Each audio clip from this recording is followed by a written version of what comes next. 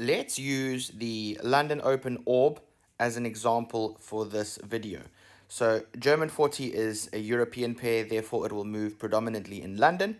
And for this video, I'm going to show you a basic strategy. Now, guys, please don't just blindly trade this. This is a concept, and I'm going to explain to you my point being how you need to systemize the strategy. So let's say before the London Open here in my time zone, UCT plus 2 is 9 a.m. every single day.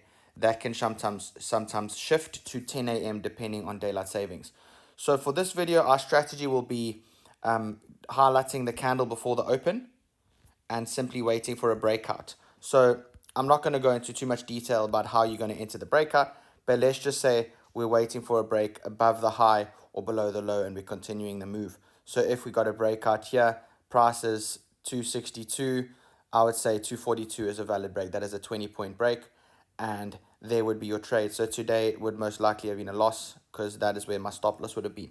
This is just an example for this video. We will obviously cover other examples too. If we look here, we'll do the same thing. The candle before the London Open.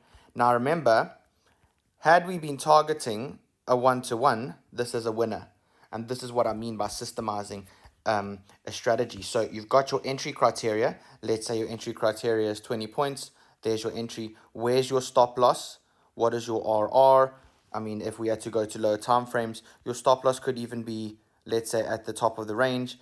This is where you need to systemize the strategy. You need to have a fixed set of rules. Is your stop loss in line with structure? But then this is a very big stop loss. The chances of you getting a 2-to-1 are slim. So then you're going to trade a 1-to-1.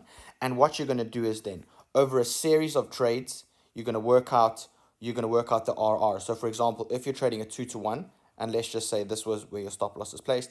For this example, your 2-to-1 hit. You're going to write in your journal, Monday the 24th of August, plus 2R. You could write to this date here, minus 1R, because this is a loss. If you're trading a 1-to-1, plus 1R, here's also plus 1R. That's 2 wins. That changes the win rate of your strategy. There's so many factors. Take profit, trading with or against the trend. Where are you placing your stop loss? So many different factors. RR. All of these you need to take into account when you are systemizing your strategy. Your strategy is basically how you're going to enter the market, but then you got to know if you're trading on a prop firm, how much are you risking per trade? Where's your target? What is your RR? What is your win rate? Is your win rate, if you're trading a 4-to-1 and your win rate's 30%, you're going to be making money, but for a prop firm, you're going to blow a lot of accounts. Got to ask yourself all of these questions. Now, another thing is changing your perspective. That was on the 15-minute time frame, and look at our entry. Doesn't look so nice, does it?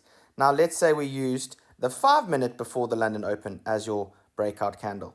Look at how different your strategy is. Look at how different your entry is. Look at how different your RR is. All of these sort of things.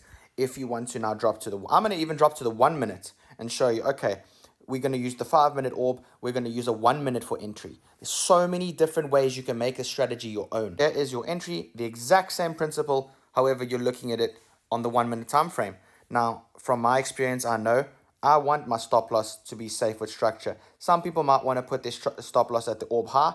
That's also doable. Then you need to trade a higher RR because look, 4-to-1 hit. If your stop loss is there, you could even have a profitable strategy trading 1.5 as to 1. However, 2-to-1 did hit. Another thing you could cater for when you're creating your strategy is look at conditions. So let's theoretically say we would be trading in a New York time session, and let's just for this example, we are normally entering at this time. This is just my example. If you look at all that preceded our entry, look at all of this rubbish price action. Don't feel shy to stay out of the market for that day.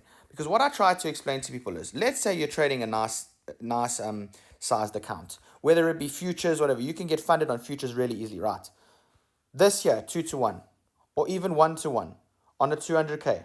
This, to make it so simple for you guys, is $2,000 in one picture, risking 1%. How hard do people have to work to make $2,000? And that is my point, guys. So don't now say, okay, well, I need to trade every day. If the market is rubbish, why do you want to put money on the table? You've made your $2,000 in the morning. Just an example now. Remember, when you're trading, this strategy here might be terrible for you. You might want to, use EMAs or VWAP or a whole bunch of different concepts. But my point being is, when you systemize a strategy, it needs to fit your personality. If you hate taking losses, you're gonna want to go for a 1:1 or 1:5, 1.5:1, or even negative RR. You'll be surprised. You can make a lot of money. So that you don't take losses and you don't have psychological tilt. If you don't mind taking losses, I know people that trade 10-1 strategies. They lose, and then they catch a monster like this. I'm just going to make this up. And then they catch a monster like this, and they make a lot of money in their one trade. It all depends on your personality type. How do you like to enter? Do you like trading off session highs and lows, like the Asian cheat code? Do you like trading more of an orb or a breakout or a rejection? Ask yourself these things, put the work in, and you will find what suits your character.